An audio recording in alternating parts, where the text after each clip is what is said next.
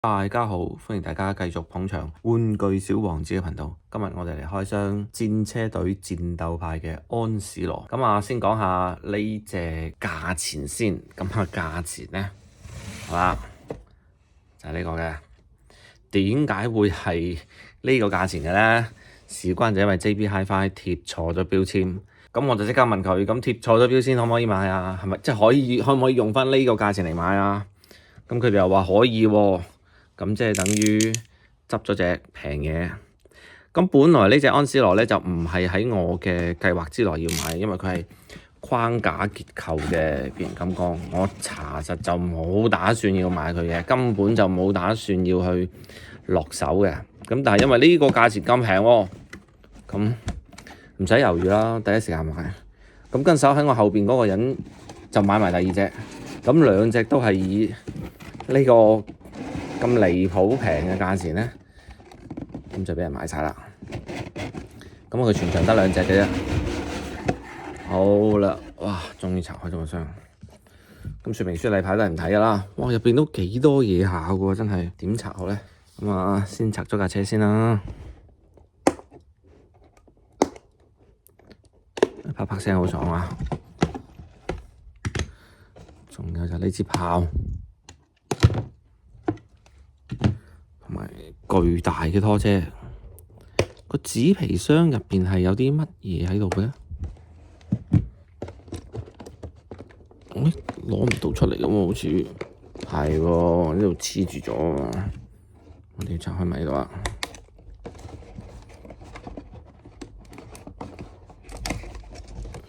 哇，原來呢度係有個保護喺度，保護住個漆面下，唔好爛係咪？好，最後就係呢管炮嘅，因為紙皮箱冇乜印刷嘅關係咧，都唔使咁就啦。平時我都幾就住嚟去開嘅。好，我哋先將呢啲擺先啊，就係拆埋嗰兩管炮，都包得幾實㗎喎，真係。係咪要我破壞式咁去剪開個袋啊！好，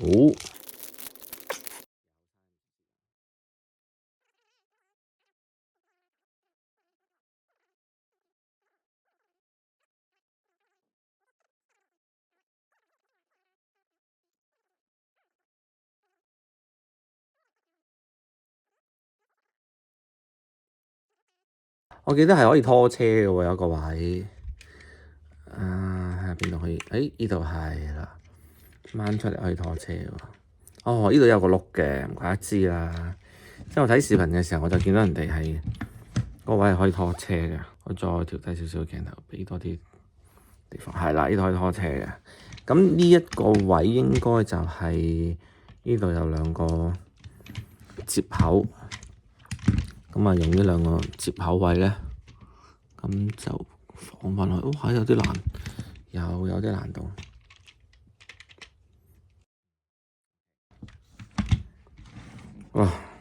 哇！成隻真係超長，長過柯柏文加集裝箱，柯柏文加集裝箱都冇咁長，所以今日要 set 嗰個背景啊。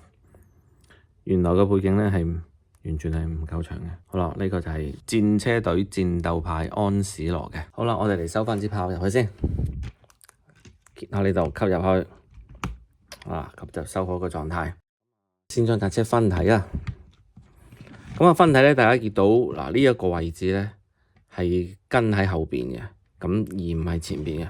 咁但係我就發覺後邊個包裝後邊嘅包裝咧，呢個位置係編埋喺架車入邊嘅，而唔係喺呢個位置。佢直接編埋喺架車入邊啊！咁你睇下幾草台班子呢啲嘢啊！好啦，咁我哋就先將架車先變形先。先講下個車型先。咁好明顯就見到呢一忽咧就缺咗一忽嘅。咁後邊有少少啦，呢邊亦都係。咁我唔知點解佢設計嘅時候就唔好睇咯，呢個位啦，呢啲位全部突晒出嚟嘅。明顯地就係缺咗一忽。好啦，我哋先嚟變形啦。咁變形其實就好簡單嘅啫。咁你一睇就知啦，基本上係一趴變形嚟嘅。下邊就腳，上面就係手咁。咁啊手，我先拆開佢先啊。咁你手出咗嚟啦。咁然之後，呢個手位擰埋出嚟，個膊頭擰轉佢。咁啊呢度再擰翻轉，好啦。咁基本上隻手就係一邊就變形啦，另外一邊都係啦。咁然之後就將個拳頭攞埋出嚟。OK 嗱，咁你手出嚟啦。咁然之後我哋就變隻腳。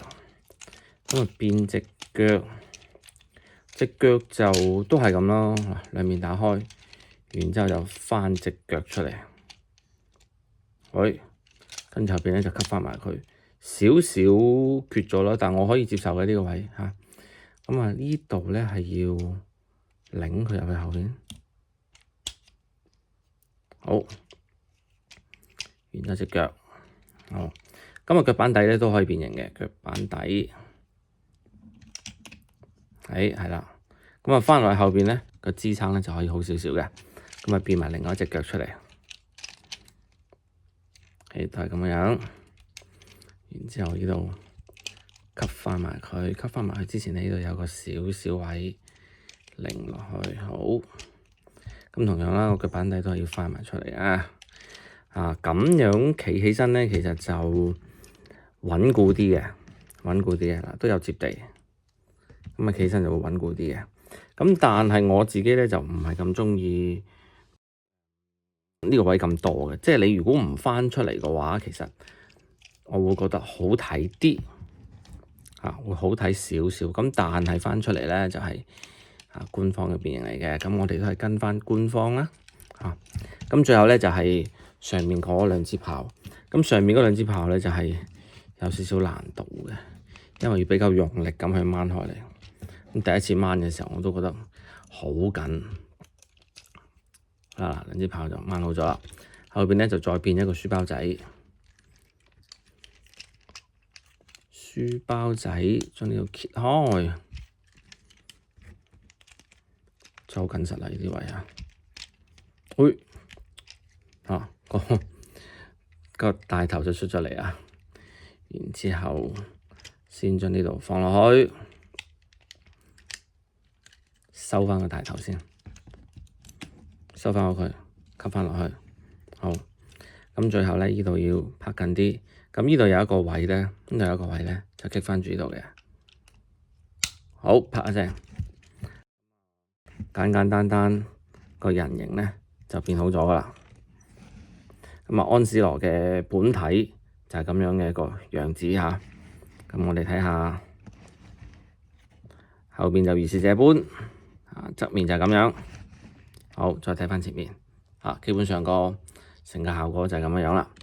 咁人形嚟講都 OK 嘅，但係有啲位就比較難受啦，好似隻手咁。我唔明白，佢居然呢一個手咧，呢度係冇得轉嘅喎，個手冇得轉喎。咁如果佢去揸炮嘅時候咧，就變咗係要咁樣去揸，咁就有少少難受啦。呢邊都係就變咗。咁樣即係唔可以令拳頭呢一個位置真係有點而難受啊！咁另外一個位就係呢個碌咧，亦都係變完咁就算變完㗎啦。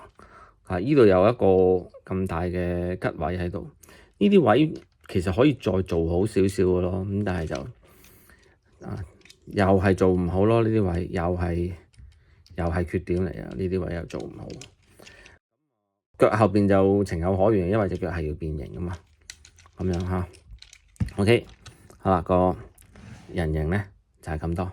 咁我哋嚟去睇下後邊嘅呢架車。呢個時候我哋攞埋我哋嘅標杆比例尺柯柏文先攞開咗先，嚟去做呢個身高嘅對比柯柏文就咁高嘅，咁佢就係咁樣。差唔多咯，個比例都 OK 啦，可以接受啦呢部拖車咧，咁呢度有轆啦，咁後邊又有轆啦。就算唔需要佢嘅話，其實都可以自己去推得幾好玩嘅。咁主要嘅受力點都係靠呢個位置。咁咁然之後我哋就將佢兩隻手攞出嚟，兩隻大手。好 OK。咁喺呢兩隻大手攞出嚟之後咧，我自己就有啲對佢有啲玩法嘅啦。其實佢係靠中間呢個位咧嚟去掹開咗個延伸，兩邊都係呢邊掹開咗之後，咁樣伸上嚟做個延伸，咁後邊呢度都係啦，咁掹開嚟咁樣咧，成隻手咧就長咗好多啦，即刻長晒。咁然之後呢個碌再吸翻入去，擰轉。咁呢個咧其實就係合體時候嘅一邊手。我自己咧就有個玩法嘅，就可以同而家嘅安史羅咧嚟做一個結合會成為一個我自己覺得嘅好玩嘅玩法咯。呢度咁難屈嘅呢個位，咁樣屈。好啦，咁呢個就係呢邊嘅手，我哋先屈好佢先，擰翻轉咁樣。好啦，另外一邊都一樣，又係兩邊打開啦，咁扣佢啦。呢邊亦都係，又要好大力。好，吸埋佢。啲卡卡位都幾好玩嘅都。你睇下，爽啊！呢啲聲音嚇。咁跟住咧就可以同安史羅咧嚟做一個超級大手嘅組合啦。OK， 我哋終於變好咗呢邊啦。咁另外一邊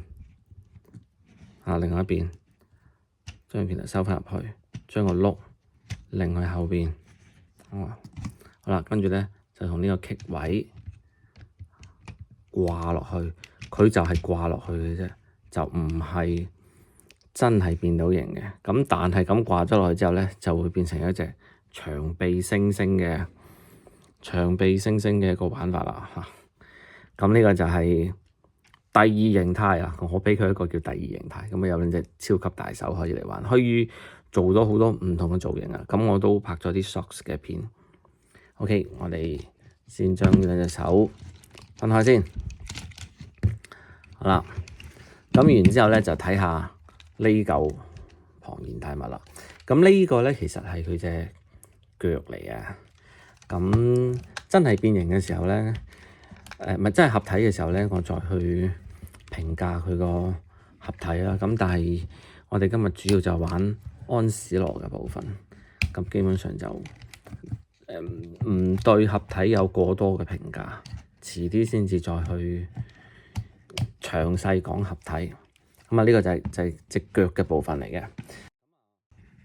除咗官方嘅玩法啦，佢可以將佢變成一個炮台之外啦，嗰個我就唔變，因為實在太多人變過啦。咁我就變啲我自己嘅玩法出嚟。咁我係點玩咧？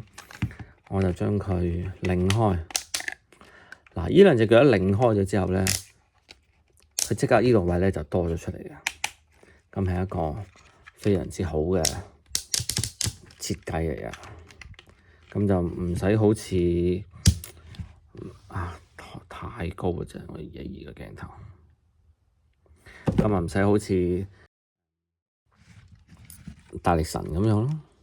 好啦，將呢個炮台擰過嚟。擰過嚟之後，哇！你要企過嚟旁邊少少嘅真係。好啦，咁呢個咧就係一個企位。咁我哋再可以畀啲造型佢嘅。前邊再可以伸少少，畀少少造型佢。係啦，呢度有個腳墊，跟住都可以屈起隻腳佢。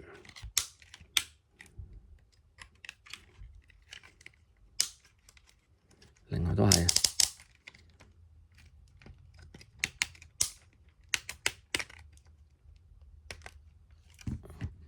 好啦，咁差唔多出嚟啦。咁呢個咧就係我畀佢一個新嘅玩法，就係佢可以變成咗一隻自走型炮台，有兩隻腳嘅自走型炮台啊。咁呢個炮台咧，咁再加返佢隻手落去。加返兩隻手，呢兩隻手咧每次揸炮台嘅時候咧，都係要咁樣擰直，係有少少難受嘅，真係。好啦，咁跟住呢個可動位置咧，其實就要攞佢出嚟啦，再去擰起，再攞去擰起，再攞開，然之後再屈翻佢隻腳。好啦，我呢度就覺得多得滯啦，我就將佢收翻佢，就已經夠啦。咁形成一個咁樣嘅效果。喂，呢個時候我哋可以畀個大頭佢喎，嚇，畀個大頭佢。咁就將個大頭變出嚟。OK，咁啊將個大頭變出嚟，收翻個細嘅頭入去，將個大頭攞出嚟，都幾 Q 啊！中間度掹翻上去，好啦，咁啊 Q 版嘅大頭公仔就出嚟啦。好，咁跟住我哋咧將佢安上去。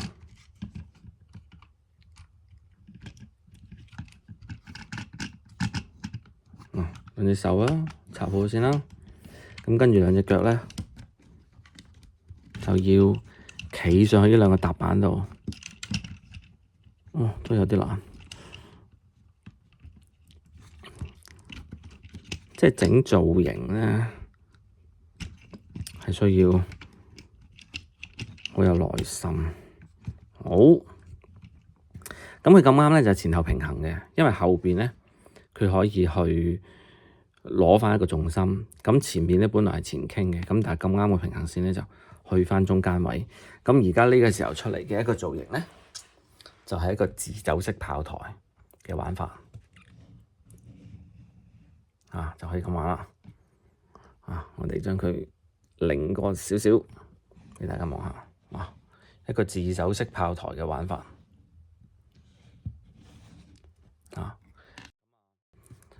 大家可以再望下，基本上就係將隻腳咁樣屈出嚟啦，呢度係一個企嘅位啦，然之後個人形咧就掹住兩個炮台啦，咁樣嚟去做嘅。咁當然高高低低都可以自己調嘅，即係話你可以將佢再調高啲、調低啲都得嘅。咁我就唔攞太多嘅時間嚟去調啦。基本上就係出嚟嘅效果就係咁樣啦。咁呢個咧係另外一種玩法。咁仲有一種玩法嘅，就可以將佢變成一個載具。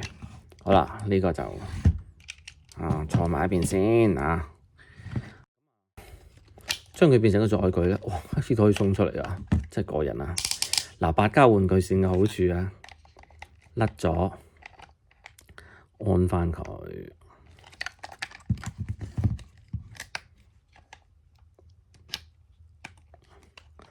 OK， 好。安翻隻有少鬆鬆地喎。咁呢個飛行載具嘅玩法，抽象飛行載具，呢度隻腳咧就可以屈出嚟嘅。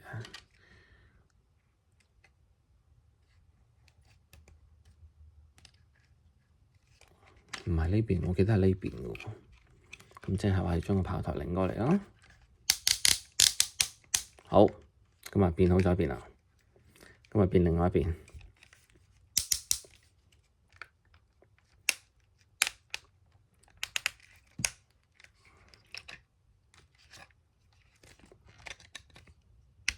我後邊就當佢係一對翼啦。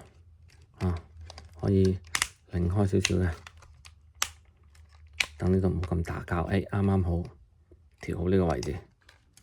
咁然之後前邊咧就可以吸翻落去咯。呢度咧就咁啱有個棘位嘅，呢度好 OK，吸翻落去。然之後個炮台，咁個炮台咧，你而家就咁睇咧，掹咗落去咧，咁啊有少少唔夠威啊！我哋將佢打開。再將佢嘅面板攞出嚟，然之後再晾翻上去炮台度，嗱，咁樣就夠高啦。啱啱好，好啦，咁呢個咧就係飛行載具，你唔係好覺㗎係嘛？一陣間我整埋你隻手落去，咁就你隻手可以變落去嘅。好啦，繼續飛行載具咧，隻手就變成咁嘅樣子。咁咁啱同隻腳咧就可以吸落去啊！好啦，吸落去之後咧，就再放前少少。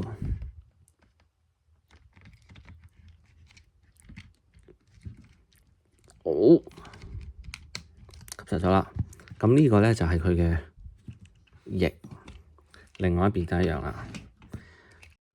點變嘅咧？隻手咁樣啊嘛，擺過少少先，隻手咁樣啊嘛。我哋將佢擰開，然之後呢度仲有得再擰嘅3節位。好，隻手呢度咧就可以畀少少位佢，啱㗎啦。咁呢度咧就咁啱，就可以同隻腳咧合埋一齊嘅。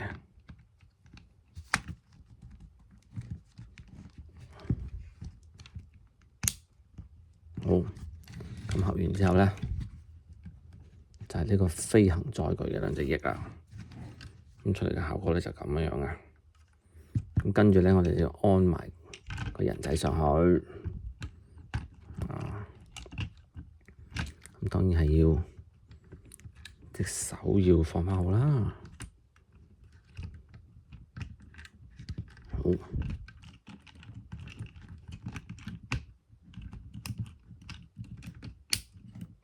咁啱晾住啊！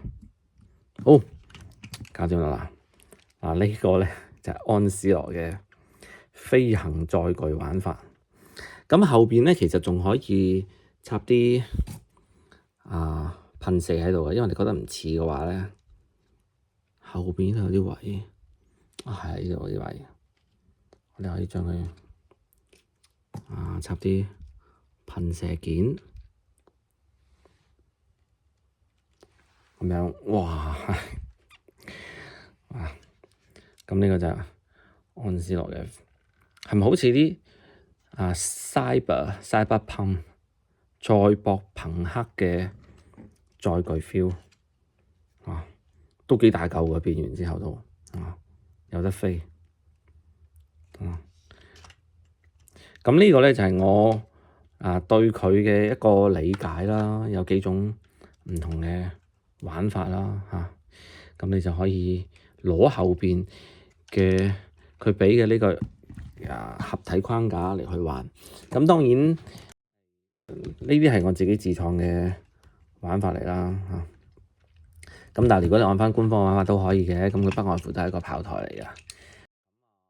關於呢個炮台關於佢嘅合體嘅嗰啲評價咧，我就等我儲齊晒其餘嗰幾隻手手腳腳嘅合體，咁然之後咧再一次過講啦。今日咧就分享咗安思樂啦，同埋佢嘅幾種唔同嘅載具嘅合體玩法啦。OK， 好，今日到呢度先，多謝大家收睇。今日記得訂閱、關注、點讚，仲可以評論下嘅。咁如果覺得好嘅都可以轉發畀你啲朋友一齊睇。好，多謝大家，拜拜。